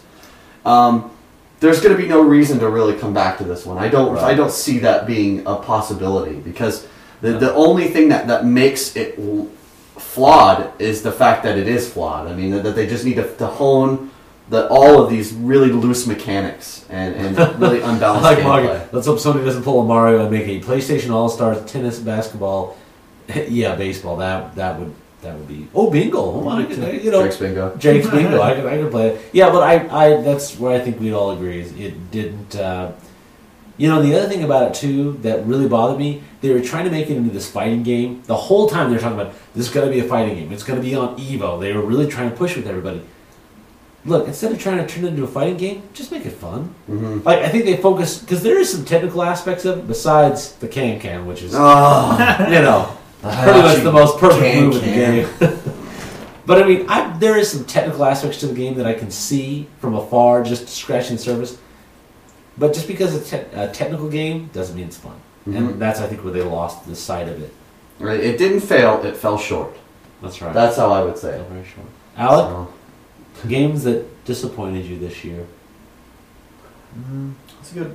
I'm going to agree with you on that one, and I'll have to ponder my other one, then I'll have to agree with Shawn on mine very easily. I'm just going to cut to number one. The absolute biggest disappointment, and might even be for the last 5 years, was Paper Mario. Yeah. Paper Mario Sticker Star was a tremendous disappointment. It was such a disappointment that I felt internet levels of offended hate. Like, I was offended by this game. I was so disappointed by it. Like, it was lacking all soul. It felt like a complete beta. It wasn't, like, each area was hollow and empty, and I felt no driving force. There was none of the witty banter. Well, there's some, but very minimal witty banter. Like, paper thin witty banter. The combat system... Mario thin, you'd say? The combat system was pretty terrible as well. Because, while it worked... There was just... the idea of it was that you didn't have just, like, abilities you always had. You had to go out and find stickers. And you had a sticker book, okay? And they would reward you with these cool one-of-a-kind stickers, like holofoil stickers or something, and you needed to conserve your attacks. The problem is you could at any point in time go back to any level and pick up the rarest sticker in the level. It was always right in the same spot, right where it was, that's where it was. There's no, like, it's just the one There was no reward for collecting them like that. Also, that your book was always so limited in this space that using these large abilities, like, you would end up having to either save them through the whole world and feel like you're at a disadvantage because you just don't have any room, right? Or at the end you just blow them all out at the boss, and you don't really, like, each of them didn't feel as unique anymore. They also tried to implement these stickers in for the puzzle solving mechanics. The problem is that you would think of them at their basic level. Like, you need to melt something. Well, you have a radiator, or you have a blow dryer, or you have this, you have that. No, there was one solution. And if you failed and you put the wrong sticker in there, it was gone. That's it. It's gone. So, like, I had to melt this snowbank. And I have all sorts of things that heat up. The correct answer was radiator. Okay, was the correct answer. I think I brought matches one time. Yeah, you have a giant book of matches. And I just don't understand why they couldn't have figured that out better. Like, it fails so much. I can't believe that any... Like, I like mockings. You can say Paper Mario was flat like paper, huh? That's true, it was. It was paper thin. It was flat. It was flimsy. Yeah. And they're talking about, so they usually keep hearing I Am Alive. I'm Alive CDM was says I bad. spit on a piece of paper, folded it, put it in an envelope, mailed it across the world to Ubisoft. That's how disappointed I was with I Am Alive. A lot of... I've never played it. I Am Alive was not great. However, if you kept up with the story, you should have expected it. I Am Alive was a game that was announced almost at the inception of this generation, and had been, like, canceled and brought back and canceled and brought back. And so a company bought up all the resources from I Am Alive and said, we're just going to take what's here and put it out. It was like Duke Nukem Forever, but even less. Like, way less. Didn't have any honing from a... from a seasoned development company. So you just had this shallow husk of, like, scraps. You know, there was some kind of neat stuff, and the game looked cool. It really was just played like Uncharted. You just climbed all over stuff, and that was like the whole game. But it's seriously like going and ordering a turd sandwich and being upset because it's got turds in it. There's way too many turds. There's too many turds. I was hoping for more bread. Like, you ordered a turd sandwich. You weren't going to get anything better than that. That's true. So, yeah, I agree with it, but I wouldn't put it as, like, it wasn't as offensive as Sticker Star. Like, I was freaking out about Sticker Star. I hung out at the booth at PAX. You know, we got the game day one. Like, Alec and I walked into GameStop at, like, the same time to pick it up. And it's just horseshit. It's such horseshit, and it's violent. It's violent. By the way, specks of good blood night, in there. Thank you, sir. It's specks of blood. Thank you, sir. Have a good night. Well, before you rage and break a blood vessel, let me talk about my most disappointing game, which I didn't get to that point, but it is Code of Princess for the 3DS. Now, this is a game that I heard so much about over what felt like years. I mean, they kept talking about it. There was, I can still remember the first time I heard rumors of this on Magic Box. I still remember looking at this and they're saying, game by 3DS, Alice may be publishing it, it's going to be like Guardian Heroes. I'm like, what? Like Guardian Heroes? Like Guardian Heroes. And then they showed us gameplay, and I was like, this is it. And they're like, 4 players? 4 players. What? Co-op? Co-op. Yeah. I just realized that. Oh. My game was not. Look, it scrolls up. I totally forgot. I had Xenoblade as my number 1. I did not have Spelunky as my number 1. You forgot. I just biffed the whole thing. I done biffed all of it. So Xenoblade Chronicles was my number 1. And the reason I totally forgot about it is because I played the European version. Yeah. And I think you just were gushing over Spelunky so much. Well, I don't think about Spelunky's your number 1. I don't think about it as a game this year. Like, I really don't. Like, I haven't played it this year. Right. I played it when it came out last year. So I don't really think about it. Yeah. Sorry. It's alright. It's awesome. Xenoblade is awesome. Great freaking game. It is a great game. It was totally great. Final Fantasy for 12. people who played it for the first time this year. That was last year. Yeah, I don't think about it as this year. Yeah. So I miffed it. Sorry. Go back to how they made number 1 2 years in a row. disappointing Code of Princess is. Yes, disappointing Code of Princess is. Well, and again, I remember buying this. I remember being so excited for it. Had all these characters. I mean, it was look at this. Look at this. Let me read this to you. Okay, I'm going to tell you a tale. Multi-plane, side-scrolling action mixes with RPG customization, all with a 3D twist. Oh my God, that sounds great. 50 plus playable characters to find, customize, and put into battle. What? 4-player co-op and versus local and online plus ranked and internet. I'm there. And then it's in French. Like Jose said, for here, co-op is it? So which is it's great. The same thing. I like it better in French. But the problem was, it was shallow in every definition of the word shallow. The online was shallow. I remember the first time. I remember even talking to Shawn, hey, let's get up on this online and play something. We played online. We got into a match. We played 1 level. Which is like not even a minute or 2. Which not even a minute or 2. Which, by the way, that even goes to the 1. You play a level, then you're done with the level. It boots you out. You're done. You're booted out to the main screen. Then you got to restart the game, restart the online, and re-invite somebody. It was just added on, which of course goes back to the 1 player where every level is just this segmented level that's just kind of thrown in there. It's like, okay, here's your next level. Go do this thing for 5 minutes. You're in this limited small plane of an area. Kill these guys. You did it. That's it, and that's the whole game. That's the whole game. And then of course once you unlock the dragon, well, you know how that goes. And then then all you do is just keep leveling up your characters, and it's just very, very, very shallow. Well, building a balancing character isn't rewarding. It's the most rewarding way to play the game is to just min-max your character. So yeah, exactly. Everybody was you just pump it all into strength or pump it all into 1 stat and spam your move. Like the combo system needed twice the amount of moves for all the characters. It did, and they had really no good way to stop you from being interrupted. You didn't really have a feel of like, if I'm in the middle of this combo and I stop at this point, then I can guard or I can do something. It felt very loose. I'm sorry, Nash. You may enjoy it, but well, and again, I'm saying most disappointing game. Is it a terrible game? No. No. By no means is it terrible. The problem is I had it up here. It was Guardian Heroes plus all these additionals, and I would say it's one of these games that I would pick up for $10 down the road. It's still fun. I don't hate it. So don't get me wrong. You're not going to hate it. It's just not the greatest game in the world, and that's why it's on my disappointment list. Yeah, absolutely. Well, Iridisu actually picked Spelunky Wow. as his most I heard from disappointing multiple game. people who like the same games as me, but it's really good. When I played it, it just felt so slow. Does that hurt you? Are you having Shawn is in physical pain. He's like, oh, my stomach. Oh, it hurts. I'm gonna be mean and say there's a run button, but I know that's not what you mean.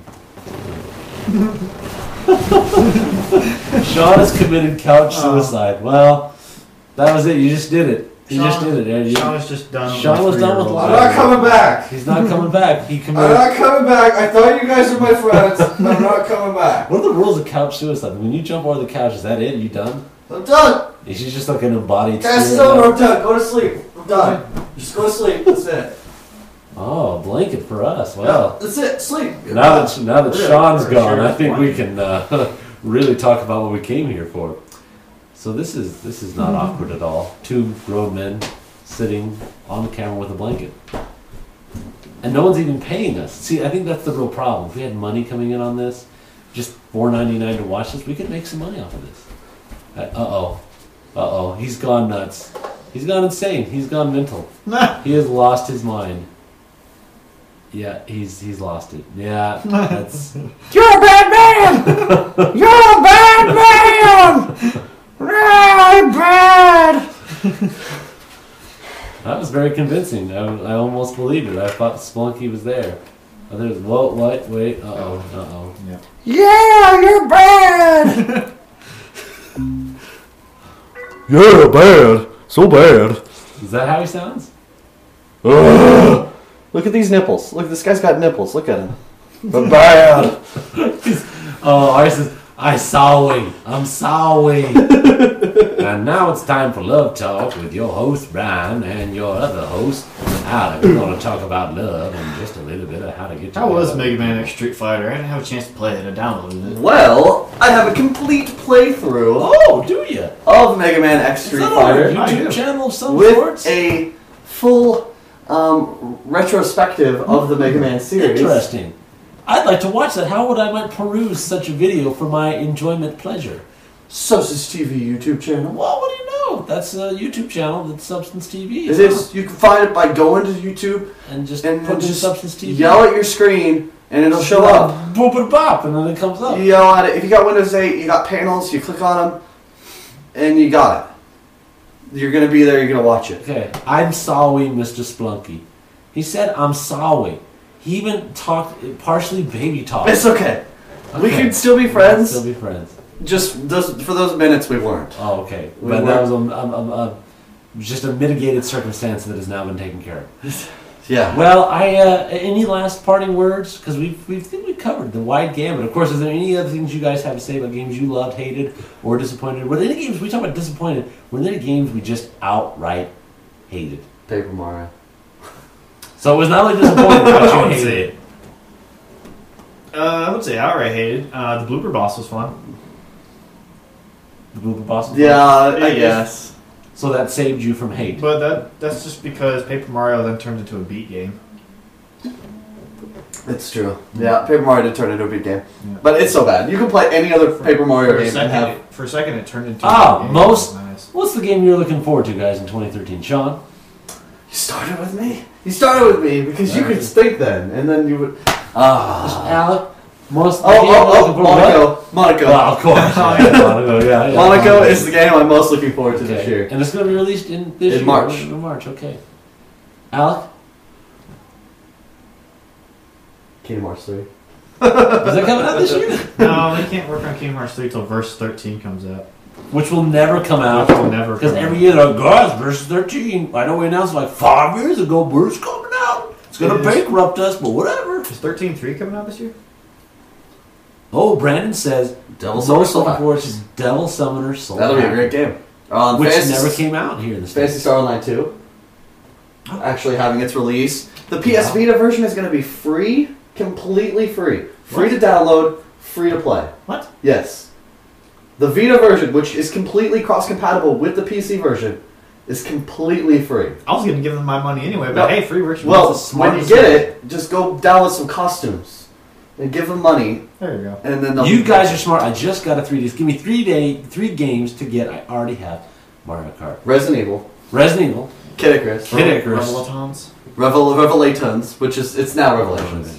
So, if you like Pokemon 3D Blast was a good game. Oh, it was fun. It's Gauntlet. It's gone. It's no, good. but we can do better. Dragon's Crown will someday have a release date. It's kind of in versus 13 territory. It's never going to come out. I also want 3DS games. I'm a Vanillaware fiend. I love Vanillaware. I do too. They're wonderful. They're wonderful people who don't get enough credit. So yes, I'd say that. The other one for me, you know what? Look, if you don't got a Wii U, you download yourself. I'd say either download yourself Dimpaman, or you download yourself somebody Switch Force. There's a lot of really good games. A lot of good download downloadable store. stuff. Liberation Force. Yeah. What was the RPG one? That, oh my god, I have it. The name has escaped me. I'm so flustered after falling off the couch. After couch So suicide. the one that's like a D&D game. Crimson Shroud. Crimson Shroud. Oh yeah, that's is another great one. Yeah, yeah. Hit the download store, dude. You have a ton of really good 3DS download games. So get those 2 games. Get Kid Icarus and get Resident Evil Ravioli, and then Ravioli. Yeah, Resident Evil Ravioli, and then go pick one of those wonderful games from the download. So many great ones to pick one. Beyond Good and Evil 2, please come on, Ubisoft. Oh, Wonderful 101. Do not give me a boner on cast. Do not give me a boner. That's why he has the blanket. I'm sure I have it. That's why I have this on. So a boner does not. So for me, the game I'm most looking forward to is Platinum Games. Just Platinum Games. Hey, I'm Platinum Games. Am I making a game? Oh, I'm making a game. Oh, I'm looking forward to that. Oh, you got another game? Oh, I'm looking forward to that. What about another game? Oh, I'm looking for that. Oh, Bayonetta 2? Hey, sure, I'm looking for that. Oh, Wonderful 101. Now those Bayonetta 2 and Wonderful 101, I'm all looking forward to. Because those are amazing games by Platinum Games, okay? But there's one other game that's coming out in February, and it's a game which takes Platinum Games and all their goodness, okay? And this is Platinum Games PP, okay? And it's got like all the goodness of Beautiful Joe from the classic Clover days. It's got all the goodness of Bayonetta from their Platinum days in Vanquish, and the love and the testing and the beauty that is Platinum. And then you got Kojima's boner over here, and that's Metal Gear, old school, back in the day, MSX, NES. And then you move up into Metal Gear Solid, and of course all the way up to Metal Gear Solid 4 and all the wonderfulness he's done with Peace Walker. And then you take those 2 boners, and they are hard and direct with gaming goodness. And then you're just like, what would happen? What would happen? What would happen? Yeah, that's why. What would happen? I'll put them together and I touch them and they went, ding! And the world explodes. The world explodes on us because the 2 boners touch each other. They're not supposed to do that. It's like beams crossing. The 2 boners, they cross each other and then make Metal Gear Rising Vengeance. The best thing demo of 2012, the best thing game of 2000. It's already the best game. It is not even out. It is not even out. It's like, you know, when everyone prophesied, you know, everyone's like, hey, Jesus is coming. Jesus is going to be here, and he's going to be the Messiah, right? He's coming. And then he didn't come yet, but people believe it. They're like, yes, Jesus is coming. He's the Messiah. That's what Metal Gear Rising Vengeance is. It's like the Jesus of 2013. It hasn't come out yet. It hasn't even been out yet. It hasn't even come to this earth yet. But I believe in it. I have faith in it, okay? I believe in it, and I will proselytize to everyone, all right? Everyone. Metal Gear Rising Vengeance is the best game of 2013, and it could just, let's just say 2014. It's gonna go into 2014. It's so good, it's just gonna kind of melt into 2014. This is a really tough part. So, yeah, that's mine. Oh, I think he's I bet Brian would still back up Metal Gear if they put a clip of all of them doing Gotham stuff. Are you done? Oh yeah, I'm good. I was just talking about a little game called Metal Gear Rising for Vengeance. It's Platinum and Kojima did it. So I was kind of thinking about it. I'll give it a try to see how it is. See if it's any good. So. Yeah. Okay. You know. I was playing Magician Lord. Oh, that's a good game too. Yeah. So. Anyway, is Rising coming for PC? No. No. it's not. Because Kojima's awesome. And he's like, Because he's awesome? PC? Why don't I need to put it on some old It's not GameCube? coming because he's Why don't- awesome? What? You can run WordPad on it? I'm not gonna. If it runs WordPad, that's lame. I'm not gonna put it on something that runs WordPad. Paint, and you're gonna put Rising Revengeance on the same level as Paint? No, screw it. Not doing it. Not doing it. I respect you, Kojima. What game am I least looking forward to this year? Metal Gear Rising Revengeance. Because I don't want to hear this. I don't want it to be out. He's just gonna show up naked at my window with a copy of it. I will fit the disc over my boner. Yeah, I know. And I will spin it around as I spin around. And it will helicopter me into the heavens as I roll in glorious beauty through the bloody goodness of Metal Gear Rising Revengeance. Yeah, I don't want to deal with it. Now, typing of the Raiden. If they had a Metal Gear Rising, Typing of the Raiden. that was keyboard based, I would play the crap out of it. Cutting someone in half. Shing. It would be awesome. Yeah. Lolly-loo-lay-lo. Oh, no. That's the word that always messes up. Lolly-loo. No. It's an A instead of an E. I always mess that up. Oh yeah. That is The game we're least looking forward to, Dark Souls 2. Because if I have to play another Dark Souls after this one, really, if someone's like, "Hey, Brian, good job, you beat Dark Souls," and I'm like, "You should play another one." I'm like, "No, I'm not gonna commit couch suicide. I'm going to commit very tall building suicide, which is a lot more deadly than couch. You wouldn't think it is, but those few extra inches from the building add a lot more realism to it." And that's what I would do. I would do it. I just like, I'm sorry, that's it. And I would be holding Metal Gear Rising discs in my hand, and as I fell to my death, they would fall like beautiful doves in one of those really bad movies, and they would fly up, woo, fly, and everyone would take them from the heavens like manna and play them, and know that my death was for something. It mattered. It mattered. My death mattered for the goodness of Metal Gear. And as my bloody body was there on the ground, they would be like, "Oh, your bloody body, is that supposed to symbolize something?" I mean, yes, the blood symbolizes the blood of Raiden, that he cut up and shed enemy's blood for you. And because he did that, you should play the game. And thereby... Shut up! Nobody cares about your dumb game! I'm sorry. I think we're about done here tonight. Thank you guys for joining us. We will see you guys as tomorrow, as I'm playing more Dark Souls in Game Grief. Ooh. We will see you, yeah, I know, much as I talked about.